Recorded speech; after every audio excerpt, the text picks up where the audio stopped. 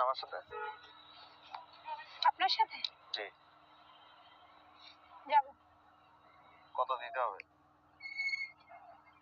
10 দিও। 10,000 টাকা সারা রাতের জন্য? ওকে। টাকা কি বাসায় গেলে দিলে হবে? আগে পুরো টাকাটা পেমেন্ট করতে হবে তারপর। আচ্ছা ঠিক আছে।